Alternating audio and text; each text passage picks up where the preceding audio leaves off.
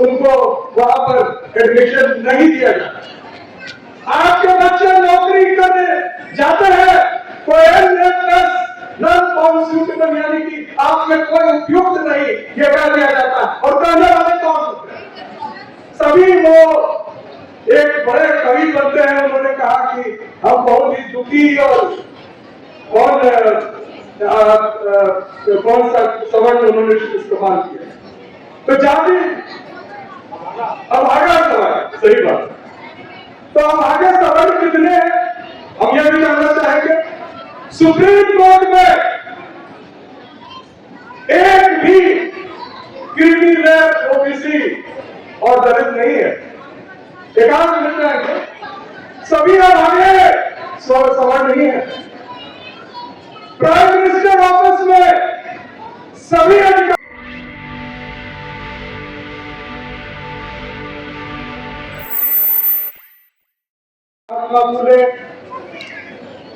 जय पेरियार, जय भीम, जय कटोरी, जय मंडल करके अपनी बात शुरू करता हूं। ठीक है, बोलिए चलिए, ठीक है। हमारे कई सम्मानीय साथी वी द पीपल से और भी लोग जिनके बच्चे विश्वविद्यालय और स्कूलों में पढ़ते हैं, जो माताओं के बच्चे पढ़ते हैं, वो सब आज यहाँ उपस्थित है। तो मैं अपनी बात एक शिकायत के साथ करना चाहता हूँ और वो शिकायत भाई संजय जी बैठे हुए हैं, राजनाथ साहब बैठे हुए हैं। अभी रामपाल जी ने बहुत ही अच्छे तरीके से समझाया, गांव की भाषा में समझाया कि दिक्कत क्या है। ओबीसी समाज या बहुजन जो है उनकी लड़ाई हम टुकड़ों में नहीं लड़ सकते।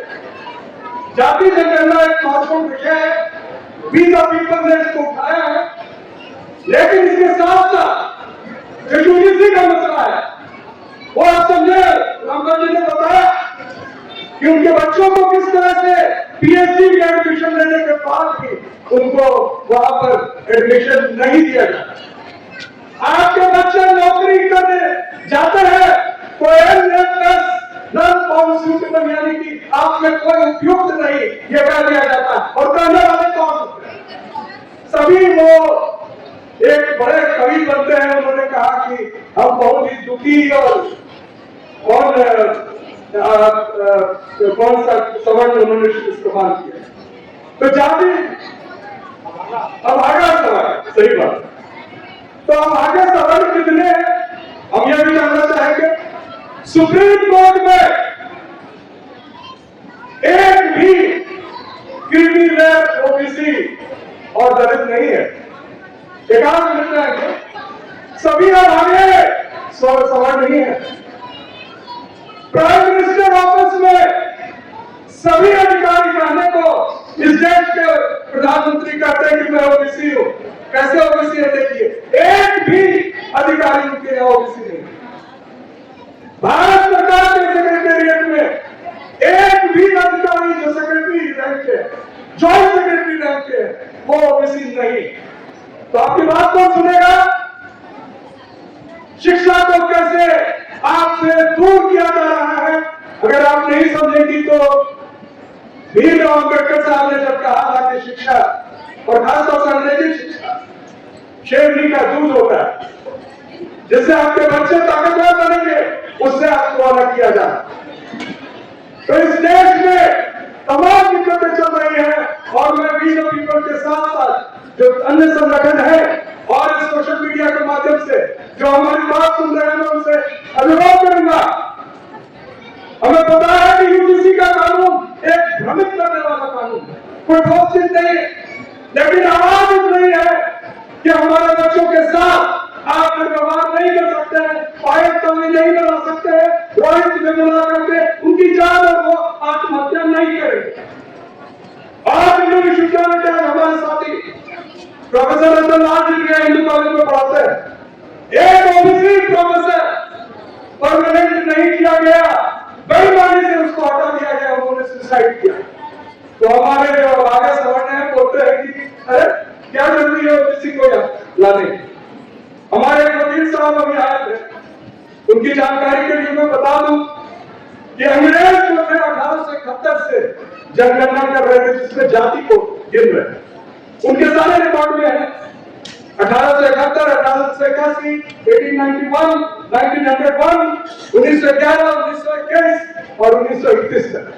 और मंडल कमीशन ने उसी आधार पर बताया कि 3743 जातियां जो है वो इस देश के पिछड़े वर्ग हैं, उनकी किसी भी जगह कोई प्रतिनिधित्व नहीं है, ना उनके अफसर है, ना उनके प्रोफेसर है, ना उनके वाइस चांसलर है, और न ही उनको ठेकेदारी मिलती है, और न ही उनको किसी प्रकार का कोई लोन मिलता है सरकार से। आप देखते होंगे लोन लेकर 5000 करोड़ 1 लाख करोड़ भाग रहे हैं, एक भी उसमें पहुंचना है क्या? एक भी? क्योंकि आपको 50 करोड़ से ऊपर अगर लोन मिल जाए, कितना भी बड़ा आपकी बड़ी सोच हो आपकी, नहीं मिलेगा। तो ये सरकार जो है बहुत ही अजीब स्थिति में चल रही है। भारत एक संप्रभुता संपन्न देश, सॉवरेन, हम अपने खुद मालिक हैं, लेकिन तेल लेने के लिए हम हाथ जोड़ के गए और हमने निवेदन किया अमेरिका से कि 1 महीने के लिए हमें तेल लेने दो। दूसरे माताएं बैठी हुई है, कुछ दिन में आपको गैस के सिलेंडर जब नहीं मिलेंगे तो पता चलेगा कि क्या दिक्कत आ रही है। किसके अनुमति से आपको गैस के सिलेंडर भी मिलना हो अमेरिका से? आप बोलेंगे कि ये क्या बोल रहे हैं प्रोफेसर साहब, ये तो, लेकिन खाना तो आप ही बनाती है घर पे, हमारे कई पुरुष साथी भी बनाते हैं, और आजकल तो गैस पर ही बनती है। गाड़ी चलाने के लिए पेट्रोल आपको सीधी मिल जाएगी।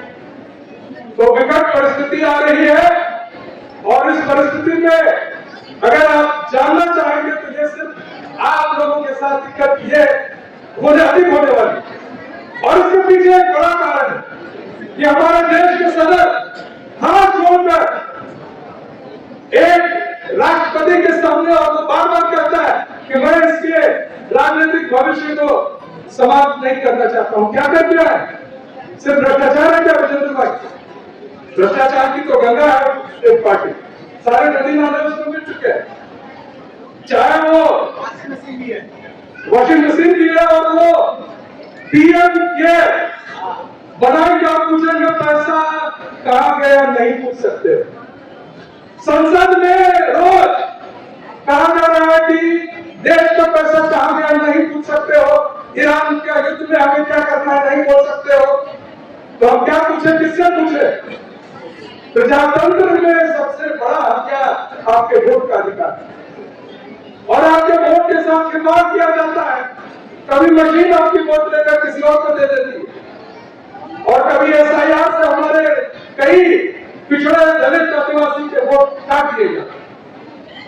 और इस लड़ाई को हमारे नेता शायद ठीक से नहीं लड़ रहे। यूजीसी बिल पर पिछड़े के वोट देने वाले यूपी के बड़ी पार्टी के बड़े नेता का एक शब्द नहीं है। दरअसल किसी भी पार्टी का सही ढंग से कोई पक्ष नहीं है। हम यहाँ बोलते रहते हैं, हमारे साथी बोलते रहते हैं, आप लोग सुनते हैं, हमारे बच्चे सुन रहे हैं, हमारे साथी जो यहाँ है जाके बोलते हैं, लेकिन सरकार के काम पर जू नहीं रख रही है। और इसका सबसे बड़ा कारण है कि हमारे पास वोट के अधिकार में कमी आ रही।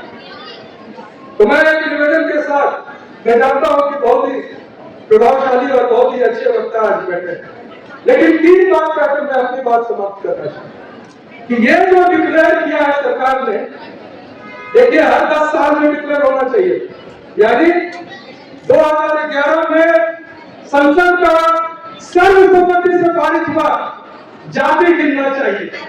कोई और पार्टी की सरकार की, मैं पार्टी का नाम नहीं ले रहा, लेकिन उसको घोटाला में तब्दील कर दिया।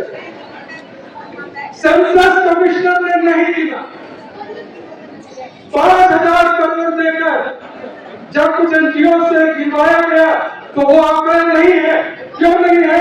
क्योंकि जिसको जो है जाति आप बोल देते हैं। बिहार में जब जाति सर्वे हुआ उसमें कोड दिया गया जिसमें यह बताना है आपको कि अगर इस जाति के हैं, अगर अन्य है तो बताइए, तो जातियों की संख्या सीमित रहती है, तब आंकड़ा पता चलता है।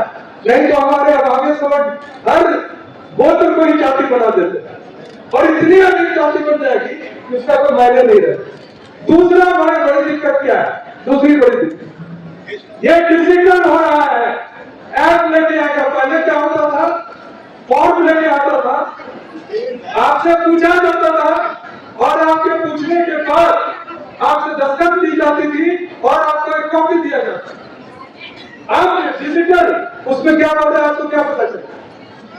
जितने डिजिटल में यहाँ जो भी किए जाते हैं, चाहे वोटिंग हो या सीयूईटी के माध्यम से एडमिशन हो, नीट के एडमिशन हो, जिसमें कंप्यूटर का इस्तेमाल हो रहा है, सभी में धांधली हो रही, मैं दावे कर सकते हैं। तो आपके अपने पास है।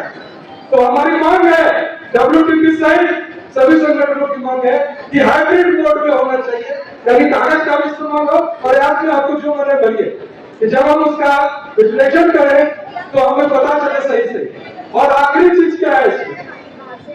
जातियों की कोडिंग हो।